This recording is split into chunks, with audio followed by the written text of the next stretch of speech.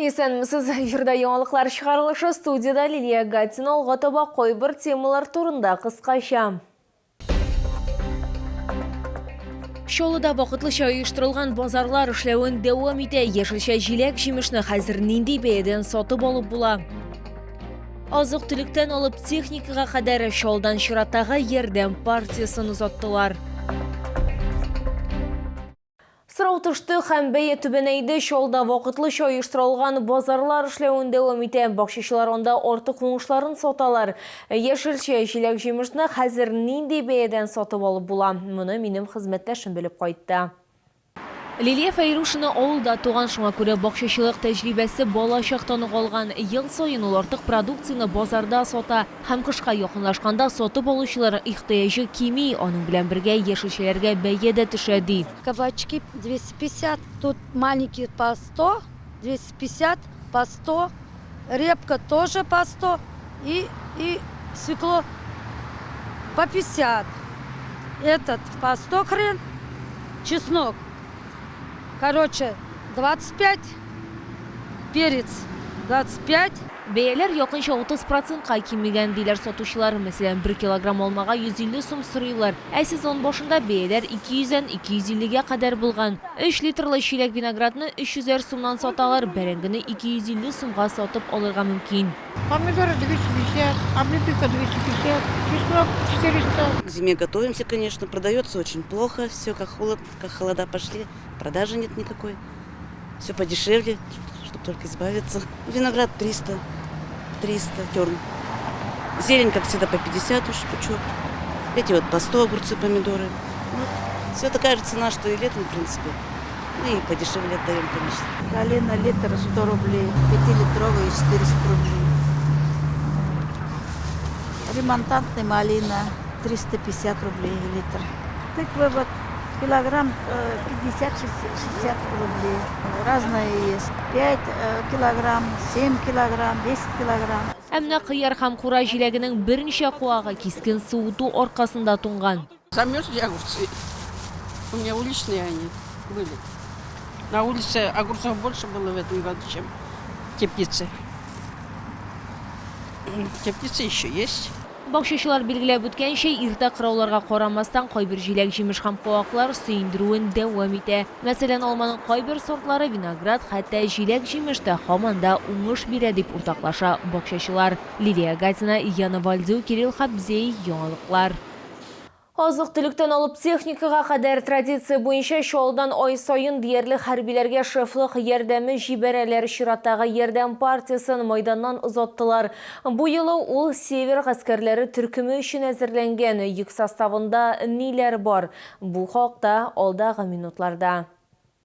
Саныч кушаматлы хәрби хезмәткәр Калининградтан ул төзелеш бизнесы иясе иртирәюндәге хәлләрдән читтә калмаска карар иткән. Шуңа күрә ул 1 ел элек контракт төзеп алгысызлыкка китә. Сугышчы белдергәнчә, алар бөтен Россиянең ярдәмен туя һәм шефлык гуманитар ярдәмен алып тора. Получать приятно дроны. Хотели бы поблагодарить всю страну за то, что помогают. Спасибо большое. Враг будет повержен, победа будет за нами. Мы приготовили по поручению Наиля Гамбаровича специальное оборудование, продукты питания, в том числе и строительные материалы. В течение недели начали работать с предпринимателями. Предприниматели у нас активные, неравнодушные, они включились, и в течение буквально 5-6 дней мы сформировали данный гуманитарный груз. Шефлык ярдәме йөгендә дроннар да бар, шулай ук тепловизорлар, электр кабельләр һәм башка күбәйберләр тупланган. Аларны җыюда волонтерлар, активистлар, эшмәкәрләр һәм хакимият вәкилләре катнашкан. Стало хорошей, доброй челнинской традицией регулярно отправлять шефскую помощь нашим воинским частям, гуманитарную помощь. Город Лисичанск, Рубежная. И сегодняшний день не исключение.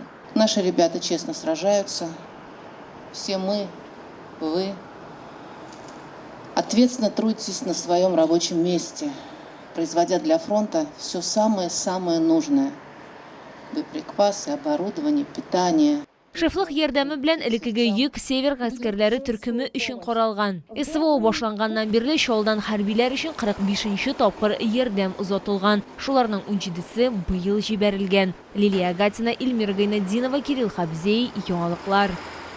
Мәктәпләр арасында лидерлар рәтендә 77-нче гимназия ел сайын кагазга икенче тормыш акциясында катнаша. Соңгы 10 елда алар 56,5 тонна кагаз җыйганнар.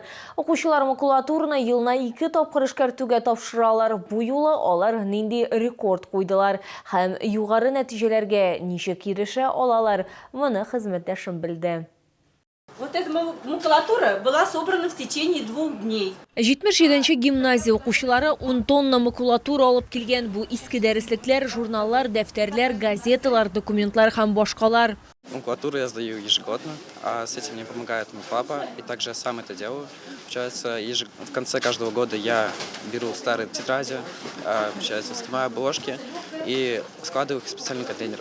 И, получается, на следующий год я беру и сдаю все бумаги, чтобы помочь нашей школе. Макулатуру необходимо сдавать для сохранения природы, ведь бумага, которую мы перерабатываем, сохраняет деревья, что благополучно влияет на экологию. Укучылар сыйныфта торган контейнерга макулатура җыялар. Сбор макулатуры влияет на рейтинг класса. И каждый класс хочет быть первым. И вот такое мероприятие, оно помогает сплотить коллектив в классе, прививает культуру экологическую. Алга таба макулатура калдыкларны сортларга айыручы компания базасына эләгә, анда аны категорияләр буенча айыралар. Основная масса отправляется на картонно-бумажный комбинат имени Титова. Из картона делают картон, туалетную бумагу, подставки для яиц. На других предприятиях из белой бумаги делают гипсокартон. Газеталардан төзелеш мамыгы ясыйлар. Макулатураны тапшырудан кергән акчага исә мәктәп хезмәткәрләре ишек алдын сүкләндерәләр, агачлар, куаклар һәм чәчәкләр утырталар. Лилия Гатина, Лейсан Габдрашитова, Артем Колесов, яңалыклар.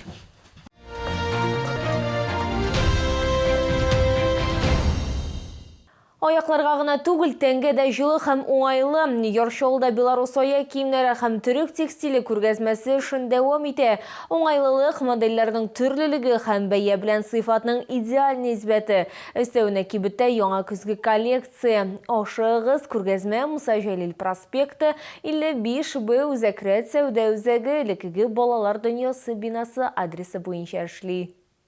Зур көзге коллекция беркемне дә битараф калдырмаячак. Иң мөһиме ул сыйфат, Беларусь сыйфаты. Аякка бик уңайлы. Менә кемнең инде плоскостопия аякларында сөякләре чыгып тора, киңәеп китә, шундый йомшак табан аслары бик әйбәт, уңайлы дип әйтерем. Уңайлы көзгә, язгы аяк киеме сайладык. Күргәзмә ассортиментында хатын-кызлар өчен дә, ир-атлар өчен дә йөзләгән модель, төрле үлчәмгә, классик һәм стандарт булмаган төсләрдә һәм төрле аяклар өчен исәпләнгән. Данная модель имеет небольшой широкий каблук, что позволяет снять нагрузку и предотвратить отекание голеностопного сустава. Вся подошва обуви вулканизирована, благодаря чему ваши ноги всегда будут сухими в любую погоду. Специальная пропитка для кожи позволит оставаться вашей обуви в первозданном виде всегда. Төрек текстиле турында да онытырга ярамый. Моннан тыш бирдә термо кием дә сатып алырга мөмкин. Беларусь аяк киеме ярминкәсен Муса Җәлил проспекты 55Б Үзәкрәт сәүдә үзәге элекеге балалар дөньясы адресы буенча табарга мөмкин.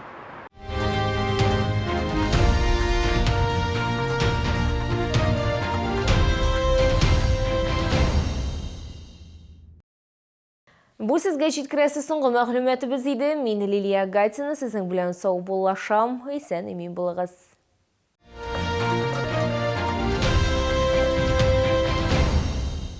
Большой сольный концерт Дины Гариповой. 25 октября ДК «Энергетик». Лечение, протезирование, имплантация зубов по доступным ценам. Стоматология «Улыбка». Улица Полякова, 2А.